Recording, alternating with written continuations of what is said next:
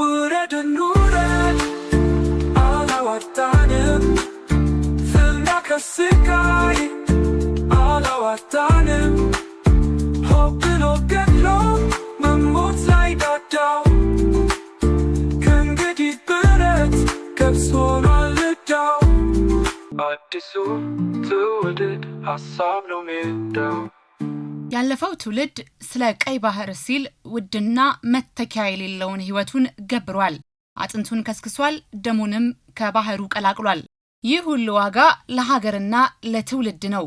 የአሁኑ ትውልድ ሀገራዊ ሳይሆን ክልላዊ እይታ እንዲኖረው ተደርጎ ሲሰራበት ቆይቷል። ከዚያም ወርዶ ግለኝነትና ራስ ወዳድነት እንዲሰለጥን አርቆ ስለ ባህር በር ከማሰብና ከመጨነቅ ይልቅ ትችትንና ስድብን ባህል ለማድረግ ታትረው የሰሩ ኢትዮጵያውያን የኢትዮጵያ ጠላቶች ነበሩ። ያንን ጫና ተቋቁመው በኢትዮጵያዊነት የተሻገሩ ብዙዎች ናቸው። እነሆ ዛሬም ለኢትዮጵያ ከነጋላት በኋላ ስለ ሀገር በታቀደ መልካም ዕቅድ ጥሩ መሰረት፣ አስደናቂ ፍጻሜ ሁሉ ፖለቲካ የሚባል የዳቦ ስም በመስጠት የጋራ አጀንዳን ለመንሳት እየተሰራ ነው። በኢትዮጵያ መንግስት ኢጎ፣ ቅናት፣ ጥላቻ፣ ፍርሃት ውስጥ የወደቁ ሁሉ አብይ ሀገሪቷ ላይ ተአምር ለመስራት ላይታች ሲል ለመንገዶች ሁሉ ስም እየለጠፉ በዚያው ድሮ ያኔ በምናውቀው ምስላቸው ተከስተዋል። የባህር በር ጥያቄ ፖለቲካ ነው። ቀይ ባህር ለኛ በጣም ህልውናችን 120 ሚሊዮን ህዝብ ነው ያለ። ከሌሎች ወንድሞቻችን ጋር ከጎረቤትም ከሩቅም ጋር ሆነን እዛ አካባቢ ያለውን ሰላም እያረጋገጥን ልማታችን የምናመጣበት መንገድ ማረጋገጥ ያስፈልጋል። ኢትዮጵያ የማይናወጥ ብሔራዊ ጥቅም አላት። ዓለም ዛሬ ይስማ። የቀይ ባህር አክሰስ ሰላማዊ በሆነ መንገድ ኢትዮጵያ ያስፈልጋታል። የባህር በር ጉዳይ ፖለቲካ አናርገው። ይሄ አጀንዳ አይደለም፣ የህልውና ጉዳይ ነው። ኤግዚስት ማድረግ አንችልም እንደ ሰው። ኢትዮጵያ ሉዓላዊ ሀገር ናት። የባህር አክሰስ ካላገኘች ግን አገር መሆን አትችልም። በእነሱ ወገን ደግሞ መከበር አለበት። እሱ ቀይ ባህርና አባይ ኢትዮጵያን የሚበይኑ ከኢትዮጵያ የተቆራኙ ለኢትዮጵያ እድገትና ጥፋት መሰረት ናቸው። አባይ የሚገባቸው ለኛ የባህር በር የማይገባን መስሏቸው የሚያስቡ ሰዎች ተሳስተዋል። አባይም ይገባቸዋል፣ ይገባናል። የጋራ ሀብት ነው። በትክክል እንጠቀምበታለን። ቀይ ባህርንም በቀጠናው ያሉ አገራት የመጠቀም ህጋዊ መብት ሊኖረን ይገባል። እኩል አጀንዳ ሲሆን በዓለም መድረክ ላይ ለልጆቻችን ጠቃሚ ነው። ቀይ ባህር ጉዳይ ሰዎች አሁን ሰሞኑ የተነሳ ጉዳይ አድርገው ያነሳሉ። ትውልድ ላይ ግን ያው ራሱን የቻለ በዝርዝር የተቀመጠ ሀሳብ ነው። አስፈላጊነቱም ከቀይ ባህር ተሻግሮ ያሉ ወንድምና እህቶቻችን ጋር ስለሚኖረው ዝምድናም እንደዚሁ በዝርዝር ያነሳል። ይህን ለማሳካት ውጊያ፣ ግጭት ያስፈልጋል ብለን አናምንም። ለዚህም ነው ለ5 ዓመታት ስንለማመጥ የነበረው። ሚሊዮን % እርግጠኛ ነኝ ኢትዮጵያ ተዘግታ አትኖርም። ማንም ፈለገም አልፈለገም። ይህ ትንታኔ ሜዳ ነው።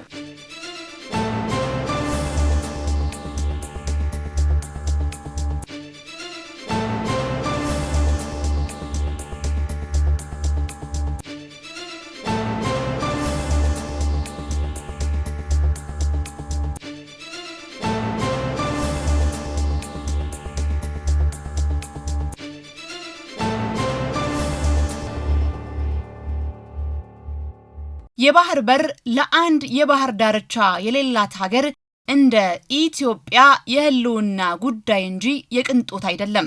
የባህር በር የሀገሪቱ የውጭ ንግድ ዋና መስመር ነው። ያለ ቀጥተኛ መዳረሻ ሀገሪቱ በጎረቤት ሀገራት ወደቦች ላይ ጥገኛ ሆና ከፍተኛ ወጪዎችን እንድትሸፍን ያስገድዳታል።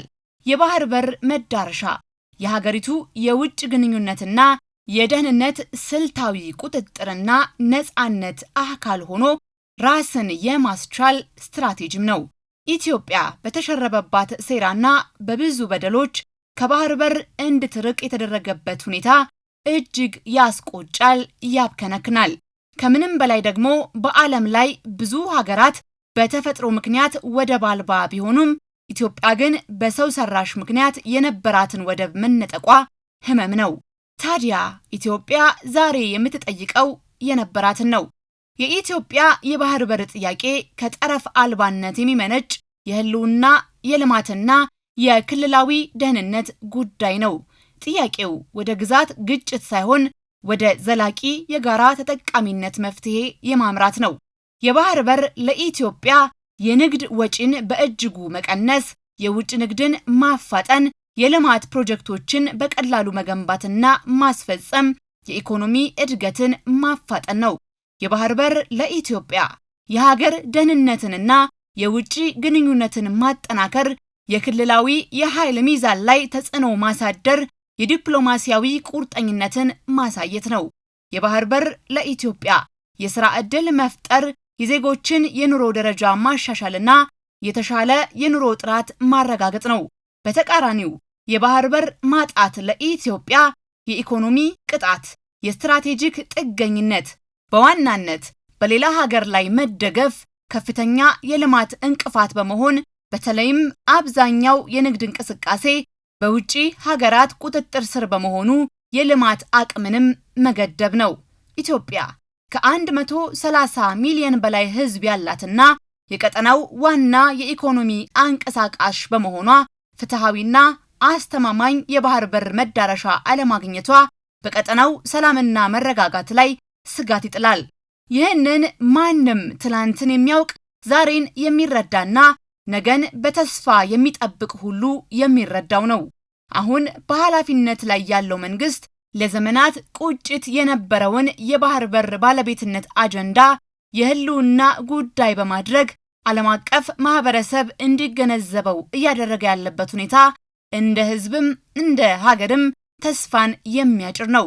መሪው ጠቅላይ ሚኒስትር አብይ አህመድ ከ16ና 17 ዓመታት በፊት ጀምሮ በቁጭት ሲያነሱት የነበረውን የወደብ ጉዳይ ዛሬ ላይ እድሉን አግኝተው አጀንዳ ማድረጋቸው የባህር በር ጥያቄ ጉዳይ ከዚህ ትውልድ እንዳይሻገር የሚያደርግ ለኢትዮጵያም ለኢትዮጵያውያንም መልካም አጋጣሚ ነው። ታዲያ አንዳንዶች ስለምንም ነገር በማይጨነቅ በወረደ በወደቀና በቀነጨረ አስተሳሰባቸው ማህበራዊ ድህረ ገጽ ላይ ፊት እያሉ በካዳቸው ዕውቀትና በአላዋቂነታቸው ሳያፍሩ የኢትዮጵያን ሉዓላዊ ጥያቄ ሁሉ ፖለቲካ ለማድረግ የሚታትሩ ድኩማን አሉ። በእርግጥ በኢትዮጵያ ሰፍኖ የቆየው አስተሳሰብ ሁሉንም አጀንዳ ፖለቲካ አድርጎ የማየት አባዜ ነው። የዚህ አስተሳሰብ ፈጣሪዎች ደግሞ እነዚሁና እነዚህን መሰሎች ናቸው። ህዝብ እንደ ህዝብ ማወቅና መለየት ያለበት በስልጣን ላይ ያለ አካል ማንኛውም የፖለቲካ አስተሳሰብ ይኑረው ለህዝብና ለሀገር በሚያመጣው ለውጥና እድገት ግን ጥሩ ወይንም መጥፎ ሆኖ ሊገኝ መቻሉን ነው። ፖለቲካ የሚባለው አንድ ሀገር የምትመራበት ፍልስፍና ማለት ነው። በዚህ መሰረት አባይም ሆነ የአሰብ ወደብ ፖለቲካ አይሆኑም። ለአልቃሾች ስለ ኢትዮጵያ ብሔራዊ ጉዳይ ማንሳት፣ ለህዝብ አለመጨነቅ፣ በሀገራዊ ጉዳይ ላይ አብሮ መቆም ተከፋይነት ነው። አሰብ እንዲመለስ የባህር በር መብታችን እንዲከበር በጽናት መቆም ብልጽግናን መደገፍ ነው። ለ50 ዓመታት ታፍጎና ቆሽሾ የቆየ ከተማን አጽድቶ ለዜጎች የሚመጥን ምቹ ሁኔታ መፈጠሩን ማድነቅ ካድሬነት ነው። ወያኔ ታላቁ የኢትዮጵያ ህዳሴ ግድብን ለሙስና አመቻችቶ የህዝብን ቋጠሮ የሀገርን ካዝና ሲበዘብዝበት የነበረውን ፕሮጀክት መጠናቀቅ በኩራት ማንሳት የፓርቲ አባልነት ነው።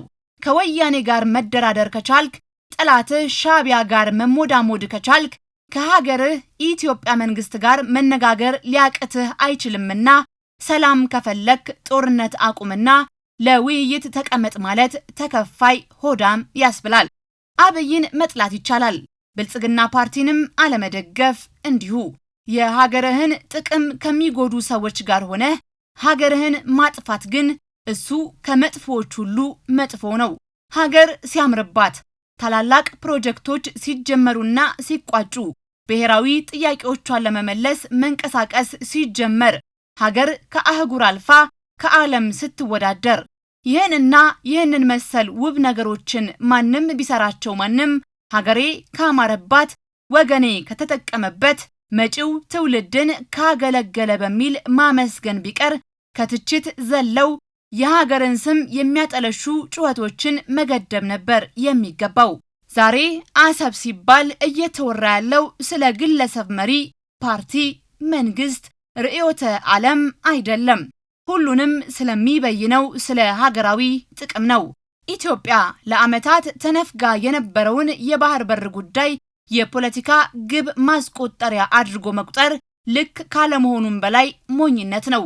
ሌት ተቀን ተግቶ የሚሰራ ስራውም የሚታየና የሚጨበጥ ዓለም ያደነቀው መሪ ተጨማሪ መልክ መስሪያ ጩኸት አያሻውም። ኢትዮጵያ ውስጥ ዳይቨርት የሚደረግ ነገር የለም። ልማት ነው ያለው። ኢትዮጵያ ውስጥ አቃፊ መንግስት ነው ያለው። ምንም ዳይቨርት የሚደረግ አጀንዳ የለም። የህዝብ መንግስት ነው ያለው። ለህዝብ የሚሰራ መንግስት ነው ያለው። ውጤት እያመጣ ያለ መንግስት ነው ያለው። በብዙ አፍሪካ ወንድሞቻችን የሚቀናበት መንግስት ነው ያለው። ዳይቨርት ማድረግ ሳይሆን ህጋዊ ባልሆነ መንገድ ያጣነውን ጉዳይ ማን ወሰነው ብሎ መጠየቅ ግን ከማንም ሊና ካለው ሰው የሚጠበቅ ይመስለኛል። እና በዳይቨርሽን ታይቶ ትርክቱ እንዳይበላሽ የእናንተም ታሪክ እንዳይበላሽ ብታስቡበት። የሀገር ውስጥ ጠላቶች ባንዳዎች የሺህ ዘመናት ታሪካችንን ሲያጣምሙብን፣ ጭቃ ሲቀቡብን፣ ሲደብቁብን፣ አንዱን ከፍ ሌላውን ዝቅ እያደረጉ የተዛባ ትርክት ሲግቱን እውነት መስሎን የጀገንና የሰለጠን መስሎን እርስ በርስ በመናቆርና በመባላት ለዛሬው አሳፋሪ የጋራ ውድቀት እንድንበቃ አድርገውናል። ዛሬም እቅዱ ይህ ነው። የኢትዮጵያ ሀገራዊ ጥቅምም ሆነ ጉዳት ለኢትዮጵያውያን ሁሉ አንገብጋቢ የሆነ የጋራ ፈተና ወይንም እድል ነው። ለዚህ ነው እንደ ሀገር እንደ አንድ ህዝብ ቀልብ ገዝተን ብንደጋገፍ የሚሻለው። የብሔር፣ የሃይማኖት፣ የመደብ፣ የሰፈር፣ የቡድኔ፣ የግል ጥቅሜ ከሀገር ይበልጥብኛል እያልን እየተገፋፋን መቀጠልን ብንመርጥ መጨረሻችን መውደቅና መበተን መሆኑን በበቂ አይተናል። ሀገር የምትፈርሰው የአዋቂዎች ዝምታ ሲበዛና የደንቆሮዎች ጫጫታ ሲጨምር ነውና እኛም ለጫጫታው በቻልነው ሁሉ መልስ ለመስጠት እየሞከርን እንዝለቅ። ኢትዮጵያ ዛሬ ጠላት የደቀነባትን መሰናክል ሁሉ እየበጣጠሰች እያንሰራራች ነው። ጨፍነህ ያለህ ወገን ኋላ አልሰማሁም አላየሁም እንዳትልና ረፍዶብህ እንዳይቆጭህ የለውጡ ባቡር ላይ በጊዜ ተሳፈር ስንል መልእክት ልከንብሃል። ጊዜ ማባከን አያስፈልግም። ተመልሶ በትብብር በአንድነት ሀገር ማልማት መስራት ያስፈልጋል። ኢትዮጵያዊ ወንድሞቻችን እንዳይረፍድባችሁ ተባብረን ተደምረን ኢትዮጵያን እናቅና። ኢትዮጵያን ከማቅናት ውጭ ያለው ሁሉም ሐሳብ የኖርንበት የከሰርንበት የሞትንበት ስለሆነ በአንድ ልብ በአንድ መንፈስ በጋራ ቆመን የኢትዮጵያን ብልጽግና እውን እንድናደርግ ላሳስባችሁ ፈልጋለሁ። ይህ የማይሳካ ለይመስላቸው ለቅርብ ለሩቅ ጠላቶቻችን ደግሞ እኛ ኢትዮጵያውያን የማይሞት ስም እንጂ የማይሞት አካል የለንም።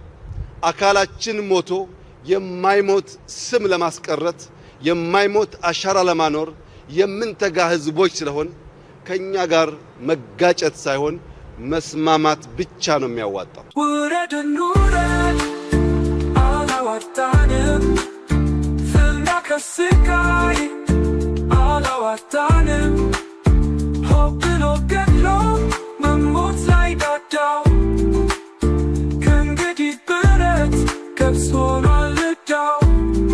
አዲሱ ትውልድ ሀሳብ ነው ሜዳው።